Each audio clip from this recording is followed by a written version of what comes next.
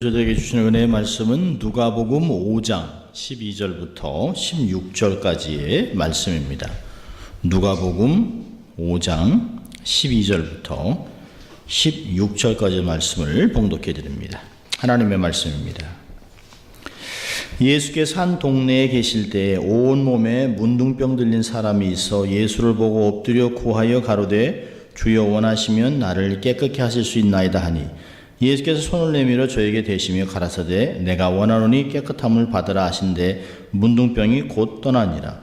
예수께서 저를 경계하시되 아무에게도 이르지 말고 가서 제사장에게 내 몸을 보이고 또 내 깨끗게 됨을 인하여 모세의 명한 대로 예물을 드려 저에게 증거하라 하였더니 예수의 소문이 더욱 퍼짐에 허다한 무리가 말씀도 듣고 자기 병도 나음을 얻고자 하여 모여오되 예수는 물러가사 한적한 곳에서 기도하시니라. 아멘. 하나님의 말씀이었습니다. Good morning. 네, 좋은 아침입니다. 좋은 아침인데 얼굴들은 좀 많이 부어 있어요.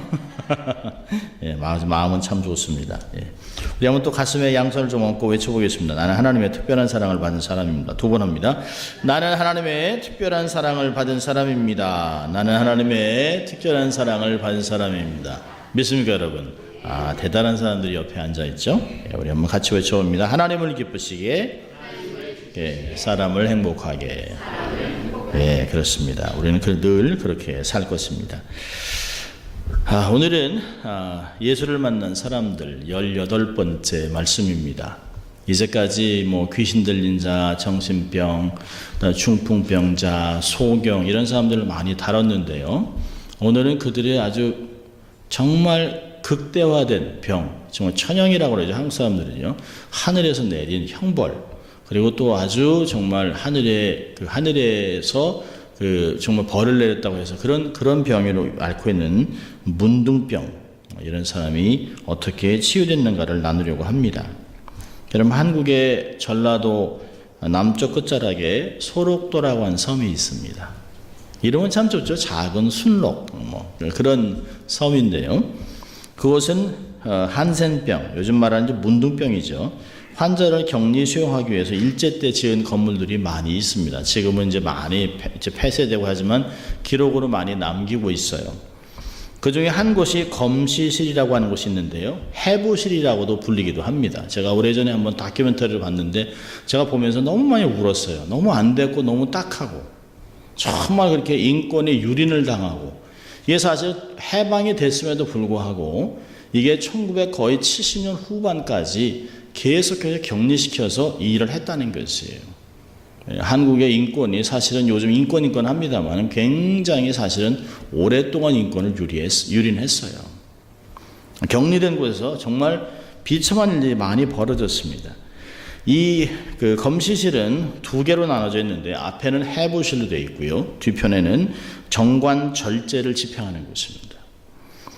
사망자는 이제 본인의 가족의 뜻과는 전혀 상관없이 사망했다라고 하면 바로 해부를 합니다. 그리고 장기를 떼서 한쪽에 모아놓고, 그리고 알코올병에 장기를 떼놨어요. 정말 잔인한 것은 어린아이를 그대로 생채로 이 병에 담아놓은 것들, 그게 다 사진으로 남아있어요.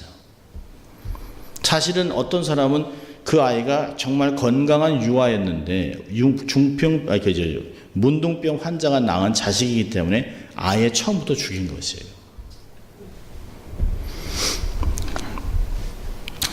모든 사람들을 죽고 나면 화장해서 납골당에 유골로 안치됩니다. 그래서 이런 상황을 보고 소록도에서는 환자들은 3번 죽는다는 말을 합니다.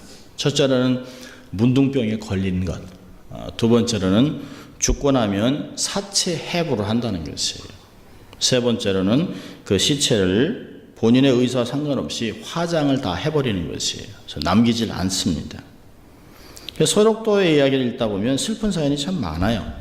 그 중에서 제가 참 보고 또 보고 또 보고 했던 것이 하나가 뭐냐면 1년에 한 번씩 소록도에서 가족들과 상봉하는 날이 있어요. 그날이 되면 길에 이렇게 섭니다. 그래서 길이 거의 한 8m 정도 좀 떨어지는데요. 어떤 곳은 좁아지기도 하지만 동일하게. 그래서 한쪽에 문둥병 환자들이 서 있습니다. 한쪽에는 그들의 가족들이 서 있어요.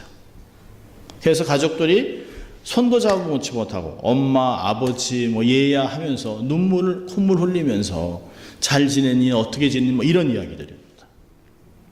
사진으로만 남겨있어요. 사진으로만. 근데 이게 없었는데요. 어느 사람이 양심 고백을 하면서 이런 게 다 나왔습니다. 근데 참 어떤 80이 넘은 사람이 얘기를 해주는데요. 이게 끝날 때가 되잖아요. 헤어질 때가 되면 하루 종일 있을 수는 없잖아요. 끝나갈 때가 되면 자식들은 얘기한대요. 건강한 자식은 엄마, 아버지 내가 다시 올게요 라고 하고 미련 없이 간답니다. 자, 그런데 자식이 문둥병자면 부모가 서서 얼른 들어가라고 얘기한다는 거예요. 얼른 들어가라. 얼른 들어가고 건강해라. 반드시 나오면 엄마 아빠가 모든 것을 준비하고 있을게라고 하지만 자식은 돌아서 가는데 그걸 차마 발을 못 든다는 거예요. 부모는. 그러니까 피눈물을 흘리는 모습들이 있습니다. 그 길이 사실은 얼마나 오랜 세월을 그 길에 부모들의 피눈물이 묻혀 있을까 하는 얘기를 하는데 제가 그걸 보면서 얼마나 많이 울었는지 몰라요. 그러면서 이 사랑은 내리사랑이지 결코 이게 올라가는 게 아니에요. 자식들은 그냥 다 있다가 엄마 건강하세요. 돌아가시 마시고 내년에 또 올게 라고 하지만 문둥병 환자 엄마도 자식 가는 걸 눈이 다 없어졌는데도 끝까지 보고 있다면 끝까지. 그들의 소원은 뭘까요? 가족과 함께 사는 것이에요. 근데 이들이 가끔 이제 완전히 병이 완치됐다라고 하는 판명을 받는답니다. 그런데 다시 선뜻 사회로 못 나가는 것은 몰골이 너무 추한 것이에요. 손가락이 3개가 없다든지 귀가 없다든지 코가 한쪽만 있다든지 뭐 그런 것입니다. 서록도를 보면 이 손가락이 없는 사람이 있어서요. 그 사람들이 밥을 해주는 걸 어떻게 먹냐는 것이에요. 그 손으로 이렇게 된 손으로 쌀을 씻고 그 다음에 숟갈은 손에 묶여있는 고무줄에다가 젓가락을 넣고 해서 이렇게 밥을 먹는다는 것이에요. 그들이 묻혀준 나무를 과연 누가 먹을 수 있을까? 오래전에 소록도에서 완전히 완치돼서 나와서 문둥이의 교회라고 하는 그 교회를 성수동에서 하고 있는 목사님 오셔서 부흥회를 하는데요. 그분이 끝나고서 대개 목사가 끝나면 악수를 하잖아요. 당신이 완치되고 지금 완전히 건강한 사람이라고 하지만 저도 사실은 그때 부목사로 있었는데 그분 그 설교를 듣고 나오는데 이분이 손가락이 2개입니다. 근데 차마 2 손을 못 잡겠더라고요. 그러니까 그분이 그래요. 괜찮아. 제가 눈물이 얼컥했습니다. 잡아드렸어야 되는데. 그래서 제가 다시 돌아와서 목사님 안아드렸어요. 너무너무 죄송하더라고요. 완치됐는데. 근데 그분이 나중에 그러더라고요. 이게 잘 전염되는 건 아니야 라고 얘기를 합니다. 근데 눈이 찌그러져 있고 손가락이 2개고 이쪽에 3개입니다. 근데 다 이게 휘었습니다. 다행히 그분이 아내가 죽고 그리고 건강한 아내를 맞았어요. 그래서 그분이 그 목사님을 모시고 다니면서 집회를 하는 걸 봤습니다. 여러분 문둥병에 걸리면 첫째로 눈썹이 빠집니다. 네, 여러분 절대 눈썹 밀면 안 돼요. 여인들 절대 밀면 안 돼요. 눈썹이 빠지고 피부가 휘어지고요. 그 다음에 손가락이 오그라들고 발로 시작해서 온몸이 썩기 시작하고 게다가 손가락이 빠집니다. 발가락이 빠지고 점점 없어져요. 그리고 서로 점점 가면서 이게 균이 뇌로 가서 결국에는 뇌에 병이 들어요. 그래서 혼수 상태가 됩니다. 근데 이게 참 안타까운 게 병이 진행되는 시간이 15년에서 20년이 걸린답니다. 30년까지 걸리기도 하는데 너무 오래 걸리는 것이 너무 오래. 병 중에서 가장 긴 진행 과정을 가지고 있습니다. 정말 무선병이에요. 저희가 어릴 때만 해도 문둥이라고 한다면 침을 뱉고 돌을 뱉고 해서 결국은 부모들이 자식에게 소록도까지 데려다주고 오는 일이 많았습니다. 사실은. 오늘 본문은 이런 문둥병 환자가 주님께 와서 치유를 받는 기적의 내용이에요. 오늘 본문을 보면 5장 12절을 보면 기록한 누가는 의사입니다. 의사의 입장에서 이 문둥병 환자를 기록하는데 뭐라고 합니까? 온몸에 문둥병이 들린 사람이라는 거예요. 의사의 표현으로 이 문둥병 환자는 말기 환자입니다. 탁 보면 아이쿠 하는 것이에요. 제가 설교를 준비하면서 문둥병 환자들의 사진을 쭉 보면 사진을 보면 정말 섬뜩섬뜩한 사진들이 많이 있어요. 처음 시작한 사람이 아니에요. 온 몸이 이미 문둥병으로 완전히 다 몸이, 더군다나 문둥병은 피부병으로 시작합니다. 그래서 피부가 막 불어나고 뭐 이렇게 여기에 이렇게 막 두드러기 나고 이렇게 점점 커지고 하면서 얼굴이 막 이렇게 붓습니다. 여러분 레위기 13장은 문둥병자에 대한 규례가 있어요. 그래서 문둥병에 걸리면 살아있는 송장으로 취급받았습니다. 그래서 성 밖에 내쳐졌습니다. 그리고 그들을 걸어다니는 무덤이라고 유대인들은 말했습니다. 무덤에 가까이 가면 이 사람들이 불결해지기 때문에요. 그래서 어떤 부모들은 자식의 장례식을 미리 치릅니다. 그리고 그 아이를 그 광야나 이렇게 문둥자들이 살아가는 한 구석에 이렇게 한쪽에 모아놓습니다. 율법에는 이렇게 되어 있어요. 문둥 환자는 옷을 찢고 머리를 풀며 윗없이를 가리고 외치기를 부정하다 부정하다 할 것이요 병 있는 날 동안은 늘 부정할 것이라. 그가 부정한즉 혼자 살되 진 밖에 살지니라 라고 규정해놨어요. 그러니까 육체적 고통과 함께 사회적 고통으로 사회에서 완전히 격리되는 것입니다. 제가 늘 말씀드립니다만 이스라엘 사회는 율법이 모든 것을 관장하는 종교적인 사회입니다. 그러니까 말씀이 그렇다 하면 그 사람은 그렇게 되는 것이에요. 그러니까 이 사람이 회복되는 방법은 율법으로 회복되는 방법밖에 없어요. 문둥병 환자끼리 동네 밖이나 광야 동굴 같은 곳에서 격리해서 살다가 이들이 가족이 보고 싶지 않겠습니까? 그래서 이들에게도 이스라엘 사회에서 가족을 보고 싶은 사람들이 1년에 딱 한 번 온다는 것이에요. 저는 읽으면서 깜짝 놀랐어요. 그 당시에 소록도에서 1년에 한 번씩 가족이 만나는 시간이 있었거든요. 율법에서도 이들이 원래 미시나나 유대 전통에서 보면 이들이 가족을 보고 싶은 때 1년에 딱 한 번 동네로 들어올 수 있다는 것이에요. 그러니까 대개 이제 얘기를 하죠. 아니면 가족들이 그쪽으로 가거나 하는데 이제 갔다가 불결해지기 때문에 그때 옵니다. 자, 근데 이때 오면 지켜야 할 사항이 있어요. 금방 제가 성경 구절 읽어드릴 것 같이 레위기 13장에 있는 말씀과 같이 이들이 옷을 찢고 머리를 풀고 윗입술로 아랫입술로 가리고 그리고 종을 들면서 걷고 다닙니다. 딸랑딸랑딸랑 소리를 냅니다. 근데 사람들이 못 들을 수 있잖아요. 그래서 자기가 자기 얼굴을 가리면서 나는 부정합니다 외쳐야 됩니다. 근데 못 들었다면 이 사람의 얼굴을 보고 돌로 쳐 죽일 수 있습니다. 바람이 불면 최소한 30m를 떨어져서 거기서 부정하다고 종을 계속 쳐야 되는 것이. 그러면 주위에 있는 사람들이 문둥이가 온 것을 금방 알아. 그럼 전부 들어가 문을 닫습니다. 오직 한 집만 문을 열어요. 어딜까요? 가족입니다.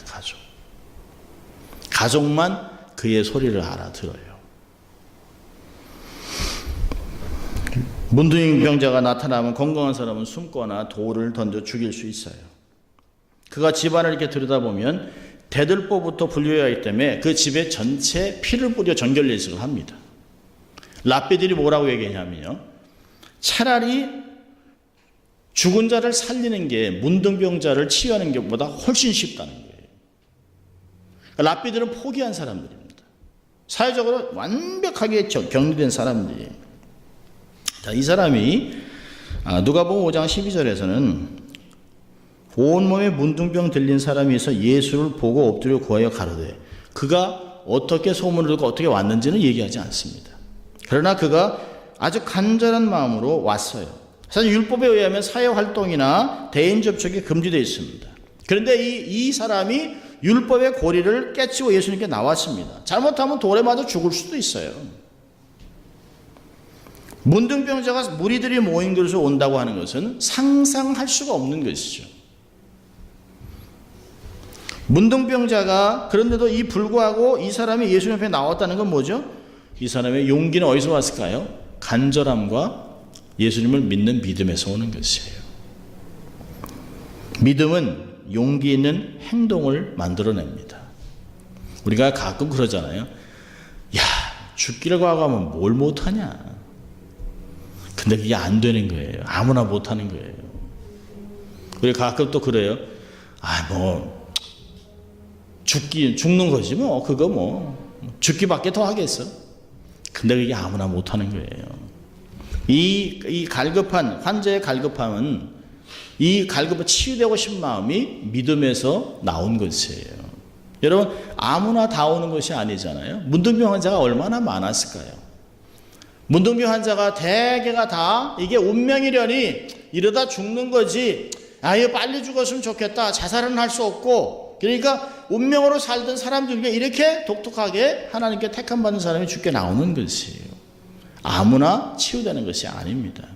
간절함이 있다고 치유되는 것이 아니에요. 주 앞에 나와야 되는 것이에요. 자, 믿음의 고백을 하는데요. 참, 이 사람이 얘기합니다. 주님 원하시면 저를 깨끗게 하실 수 있습니다. 사실 이 사람이요. 주님, 내가 병 고침 받기 원해요. 그런데 주님이 원하시면 주님 원하시면. 그러니까 이 사람은 얘기가 뭘까요? 주님에게는 능력이 있습니다. 그거 내가 믿습니다. 근데 주님이 원하시면. 우리가 가끔 세상 말로 이런 얘기 하잖아요. 벼룩도 낯짝이 있지. 하나님께, 그렇게 하나님께 은혜 받았으면 됐지. 그런 사람은 신앙생활 못합니다. 그럼에도 불구하고 죽게 나와야 되는 것이에요.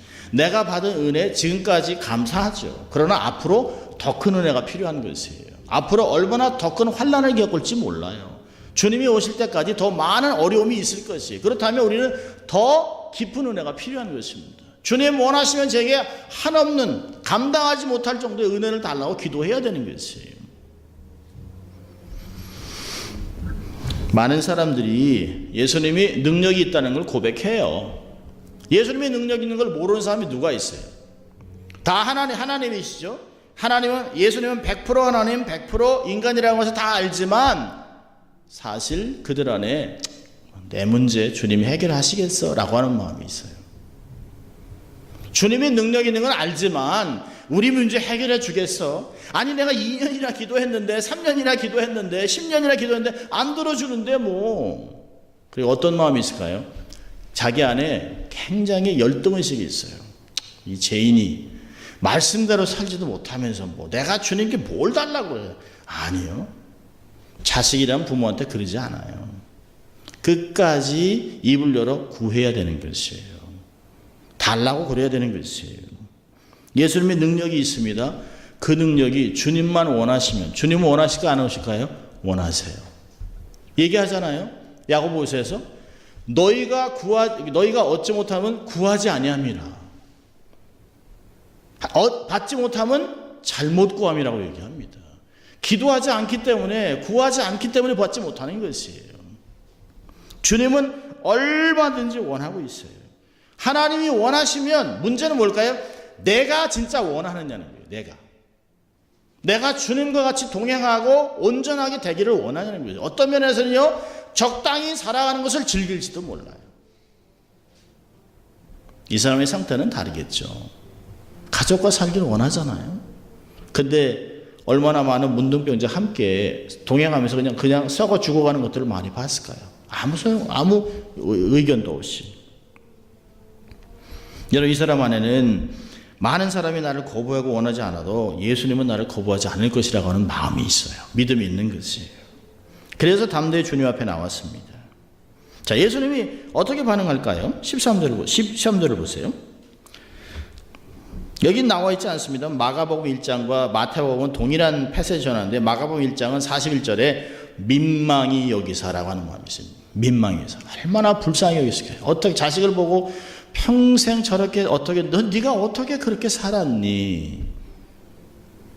당연히 너를 고쳐주지라고 하는 부모의 마음이 있어요. 그리고 예수님 하신 게 뭐예요? 두 가지입니다. 즉시 손을 내밀었어요. 여러분, 이건 안수가 아닙니다. 안수한 것이 아니에요. 손을 내밀어 만지신 것이에요. 여러분, 문둥병자를 만지는 건 불결해지는 것이에요. 만진 사람이 불결해지는 것이에요. 여러분, 예수님이 말씀만으로도 고칠 수 있죠. 내 믿음이 크구나. 내 믿음대로 될지어다. 믿음이 너를 구원하였다. 이러면 되잖아요. 근데 주님이 그를 만져주셨습니다. 여러분, 문둥병자에서 이걸 보면 아무도 그를 만져준 사람은 없습니다. 문둥병자를 만져준 사람이 누가 있겠어요? 문둥이들만 만졌겠죠. 여러분, 건강한 사람의 터치가 얼마나 그리웠을까요? 주님은 그걸 아시는 거예요. 여러분, 가족과 만나서도 멀리 서서 막 부정하다 하고 있으면 그 가족은 왔잖아요. 모든 집들은 다 문을 닫습니다. 창문까지 다 막아요. 근데 그 가족만 멀리 서서 가족을 보는 거예요. 형이면 형, 동생이면 동생, 가족을 보면서 멀리서 아직도 살아있구나 라고 하지만 만지지 못하잖아요. 근데 주님이 가까이 온 그 사람에게 만져주고 있어요. 여러분, 사실 우리는 가끔 다른 사람들 말하지 않아도 그저 가만히 손만 잡아줘도 위로가 될 때가 많이 있어요. 주님은 사람의 성정을 너무 잘 알아요. 우리 가끔 제 어머니 살아계실 때 어머니가 이제 막 섭섭해가지고 막 얘기를 합니다. 그러면 제가 송 권사님 또 왜 이러십니까? 그러다가 제가 손 꽉 잡아드려요. 엄마 괜찮아. 둘째만 믿어, 둘째만. 그런데 손 이렇게 막 뿌리시면서 그래.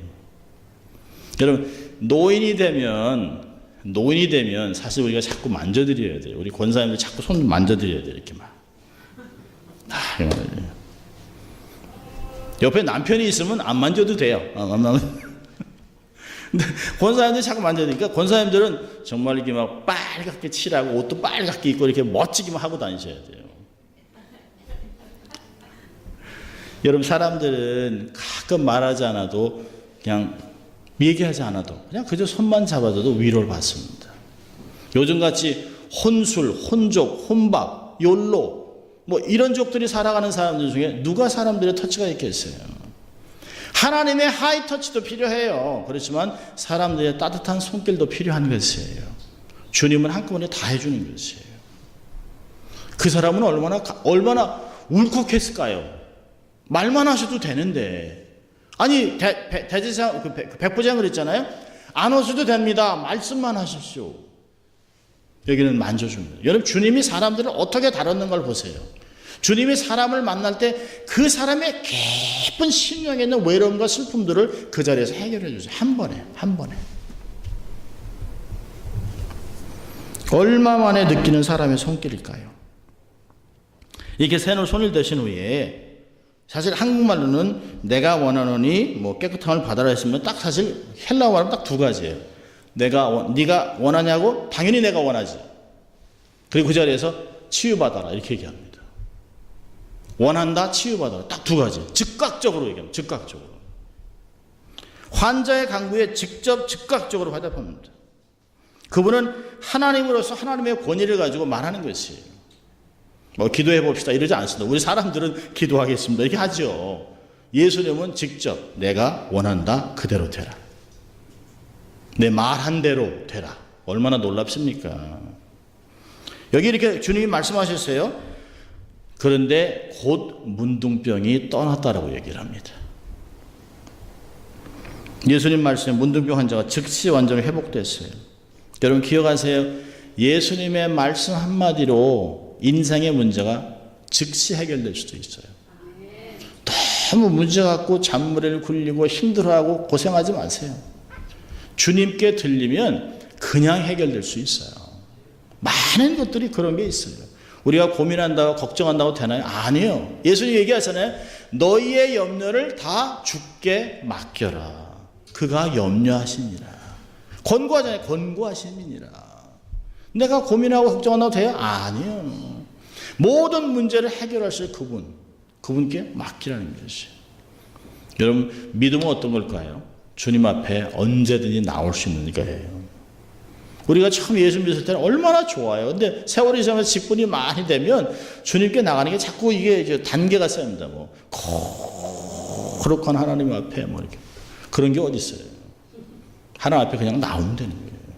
그냥 기도는 얘기한 대로 하면 되는 것이에요. 자, 이렇게 병이 난 후에 14절에 예수님께서 저를 경계합니다. 아무한테도 이르지 말아라. 그리고 중요한 얘기를 합니다. 모세의 명대로 내 깨끗함을 인하여 모세의 명대로 예물을 드려 저에게 증거하라. 몇 가지 해석들이 있습니다. 아무에도 얘기하지 말라는 건 뭘까요? 나 다 났어 이라고 가다가 돌에 맞아 죽을 수도 있어요. 왜요? 몰골은 문둥병입니다. 가족에게 들어갔다가 가족이 힘들어질 수도 있어요. 여러분, 종교 사회에서는 법대로 율법대로 해석이 돼야 돼요. 율법대로 이 사람이 정결하다고 선언이 돼야 합니다. 그러니까 이 사람이 딴 얘기하지 말라는 것이에요. 가서 너는 율법을 성취하라고 얘기합니다. 여러분, 예수님 말씀에서 나는 율법을 헤아려 온 게 아니라 율법을 성취하러 왔다 그랬습니다. 이 사람이 얘기합니다. 명한 걸 드려라.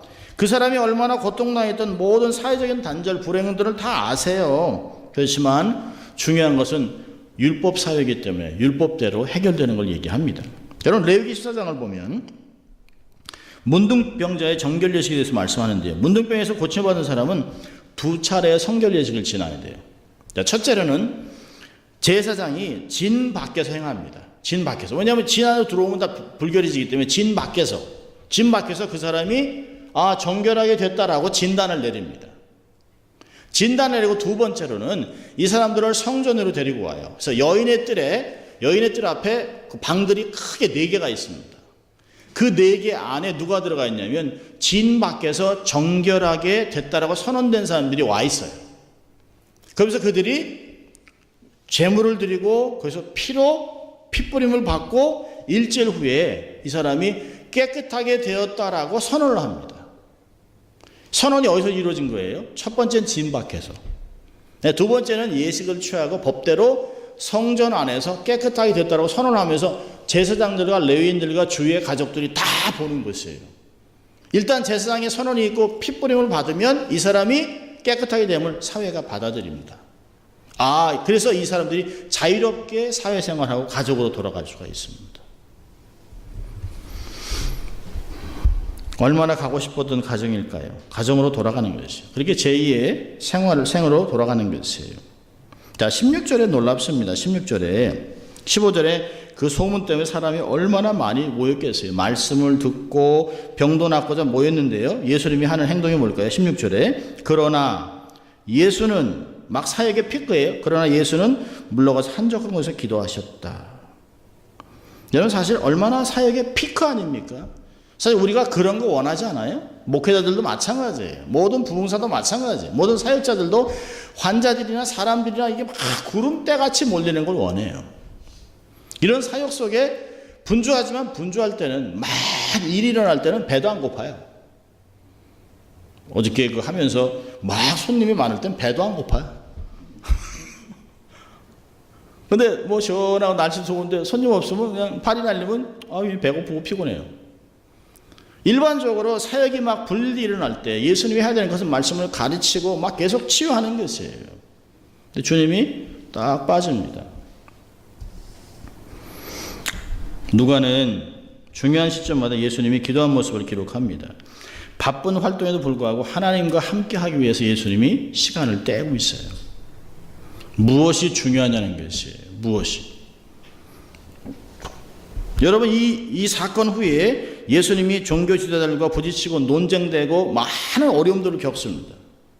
그런 것들을 준비하기 위해 당신을 충전하고 하나님의 뜻을 발견하고 확인하고 하나님과 친밀한 교제를 누리는 것. 이것이 주님이 하셨던 일이에요. 자, 여기서 중요한 성경 신학이 하나 있습니다. 구약을 성취하는 내용인데요. 저는 이렇게 보면서 이게 그것일 것 같다라고 생각하고 여러 책을 뒤졌습니다. 보통 설교를 하나 만들기 위해서 책을 한 30권 정도 보는데요. 유대인의 책도 보고 구약을 많이 봅니다. 저는 놀라운 게 있어요.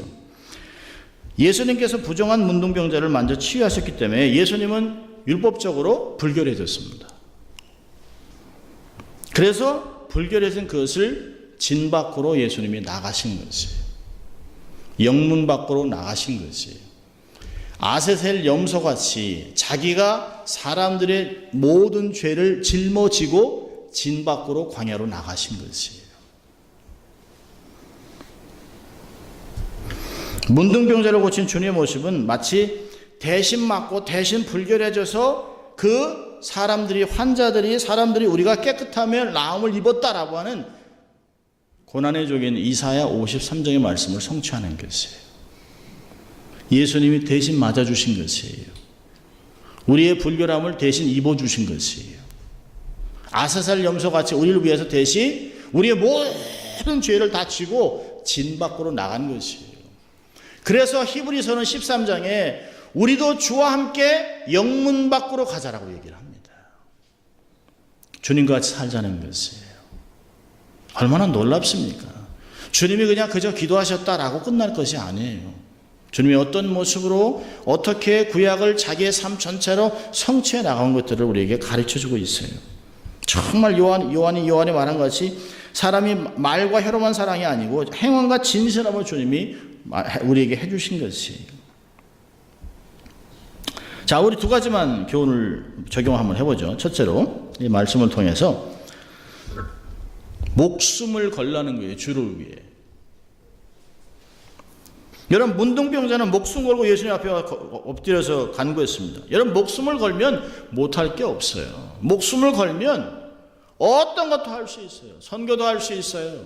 헌신도 할 수 있어요. 목숨 걸면 주를 위해 살아갈 수 있어요. 죽기를 각오하면 뭔들 못하겠습니까? 그런데 만약에 이러다가 안 되면 이런 생각이 들면 아직은 그렇게 급하지 않은 것이에요. 여러분, 급하면 도와달라고 얘기하지 않겠어요? 아, 집에 불 났는데 옆집 사람 깰까봐 불이야 그러겠어요? 그런 사람이 어디 있어요? 아니, 불이 났는데 애가 아픈데 옆집 사람 깰까봐 우리 애가 아파서 이러지 않습니다. 그냥 대문을 차고 나오고 막 이러죠. 급하면 체면이 어디 있습니까? 급하면 내 명예가 어디 있어요? 옛날에 유럽에서 어떤 관리가 잘못을 했어요. 그래서 그 잘못한 죄인이 성주에게 왔는데 성주가 벌을 내립니다. 그대가 잘못한 것을 아는가? 네. 그럼 벌을 내리겠다 했습니다. 살 길을 한 가지 있다. 그리고 이만한 대접에 물을 담아주었습니다. 물을 담아주고 이 물을 한 방울도 흘리지 말고 복잡한 시장통을 돌아서 2시간 만에 돌아오라 그랬습니다. 그 당시에 시장 바닥이 얼마나 시끄럽고 얼마나 복잡합니까? 근데 이 사람이 돌아왔어요. 성주가 보니까 이 사람이 온몸에 땀으로 범벅되어 있습니다. 근데 이걸 얼마나 잡고 있었는지 손이 막 빨개. 성주가 물어봅니다. 시장 바닥 통을 돌아다니면서 뭘 봤는가? 이 사람이 아무것도 보지 못했습니다. 왜냐하면 물을 쏟을까봐. 그 성주가 얘기한 것이에요. 그렇게 집중하고 내 목을 걸고 일을 하라는 것이에요. 그러면 살 수 있다는 것입니다. 여러분, 성경도 계시록 2장 10절에 죽도록 충성하라. 그러면 내가 내게 면류관을 주리라. 좌로 나오로나 치우치지 말라. 여러분, 주님이 제자들 뭐라 했습니까? 누구든지 나를 따라오거든 자기를 부인하고 죽으라는 거예요. 자기 십자가를 지고 날마다 나를 쫓을 것이니라. 어떤 거에 막 분내고 짜증내고 저게 그냥 이렇게 하면 아직은 자기를 부인한 게 내가 살은 거예요. 내가 살아있는 거예요. 자기 부인. 그렇게 했던 사람들은 다 놀라운 일을 경험했어요. 모든 제자들이 죽기를 두려워하다가 주님에게 목숨을 바치고 온전한 제도를 사니까 다 순교했어요. 여러분, 교회는 예수님의 보혈로 세워졌어요. 그리고 교회사는 모든 성도들의 순교의 피 위에 쓰여진 것이에요. 한국 교회가 그냥 세워졌습니까? 아니요. 어느 나라보다 순교의 피를 많이 흘렸습니다.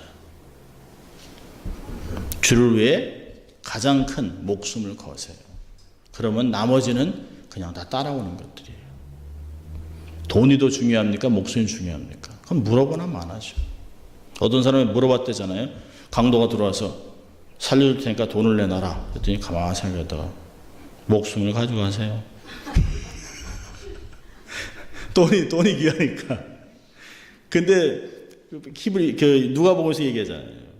내 모든 소유가 오늘 내가 너의 영혼을 가져가면 누구의 것이 되겠느냐. 어리석은 사람이죠. 목숨을 거세요. 두 번째는요. 하나님과의 친밀함을 유지하세요. 하는 것 친밀함을 유지하세요. 여러분 예수님에게 말씀과 치유 사역도 중요했지만 그보다 더 근본적인 것은 뭘까요? 그런 사역을 가능케 하는 기도입니다. 그게 본질입니다. 예수님의 사역은 사람들의 요구에 밀려다니는 그런 사역이 아니에요. 사람이 많으면 저기 가봐 해야지. 없네. 파장 문 닫아. 이거 아니에요.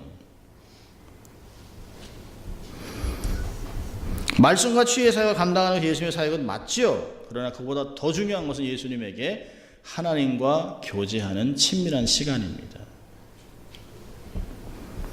예수님에게 기도는 단지 성공적인 사역을 위한 수단이 아닙니다. 주문이 아니에요.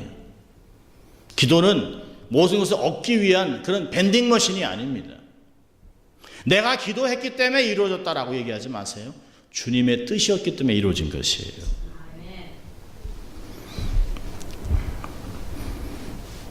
유명세를 타려고 하지 마세요. 소문난 역사를 자랑하지 마세요. 스타가 되려고 하지 마세요.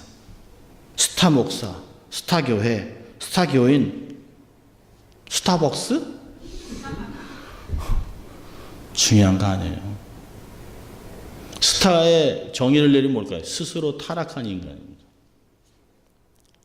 내가 스타가 되려고 하다가 다 망하는 거예요. 초심으로 돌아가야 돼요. 초심으로. 여러분 우리는 유명해질 의무가 없어요. 충성될 의무만 있어요. 여러분 우리가 어떤 것을 하다가 내 말이 먹히기 시작할 때 사람들이 내 말을 잘 듣기 시작해요. 사역이 익숙해질 때, 사람이 몰려들 때 이때가 위험한 순간이에요. 돈이 보이기 시작할 때, 돈의 흐름이 보인다고 얘기하는 사람 전 무섭습니다. 넘어지기 일보 직전인데. 예수님 사역을 보세요. 늘 삶 속에 젖어있는 한적한 곳에 기도를 하셨어요. 습관대로. 여러분 주님은 거룩한 습관이 있었습니다. 기도라고 하는 삶의 패턴이 있었습니다. 이걸 놓치지 마세요. 너무 분주해서 기도 못하는 것은 죄입니다. 새벽 기도, 사역 중에 기도, 사역 후의 기도. 여러분 고린도서 10장 12절 얘기합니다. 그런즉 선줄로 생각하는 자는 넘어질까 조심하라. 익숙한 곳에서 사고 나는 것이에요. 원숭이가 나무에서 떨어진 건 별로 그런 일 없습니다. 익숙하기 때문에 떨어지는 것이에요. 긴장을 풀 때 사고 치는 것이에요. 여러분 주님이 내 곁에 있다라고 생각하면 불꽃 같은 놈 나의 삶을 들여다보고 있는데 사고 칠 수 있어요? 아니요. 잠깐 긴장을 푸는 것이에요. 경건을 푸니까 죽는 것이에요. 기도를 쉴 때 타락의 길로 가는 것이에요. 왜 성경이 무시러 기도하고 쉬지 말고 기도하라는 얘기 했을까요? 그러지 않으면 길은 죽을 길이 많다는 거예요. 사단은 죽는 길을 성공이라고 하는 걸로 우리에게 말하는, 성공이 중요한 게 아니에요. 승리를 해야 하는 것이에요. 승리. 기도하지 않고 산다? 얘기합니다. 계시록에서는 살았다나 죽은 자라. 삶의 어려움이 오고 혼란스러우면 모든 것을 내려놓으세요. 그리고 초심으로 돌아가세요. 말씀과 기도로 돌아가는 것이에요. 주님, 내가 마음이 콜콜합니다. 기도를 못하니까 마음이 죽겠어요. 라고 하는 마음들이 있어야 되는 것이에요. 기도는 신앙의 호흡이죠. 주님과 교제하면서, 하나님과 교제하면서 사실 나머지 일들은 다 따라오는 것들이에요. 주님과 교제하면서 주님과 동행하는 여러분들 주길 주의 이름으로 축원합니다. 기도하겠습니다. 하나님 아버지 감사합니다. 오늘도 말씀을 통해 우리를 다시 한번 깨닫게 하시고 다시 한번 영적으로 깨어있도록 권면하신 주님 감사합니다. 우리도 하나님 앞에 이러한 놀라운 삶을 살아가고 주님을 닮아가는 죄들 될 수 있도록 하나님 축복하여 주시옵소서. 감사하고 예수님 이름으로 기도합니다. 아멘. 함께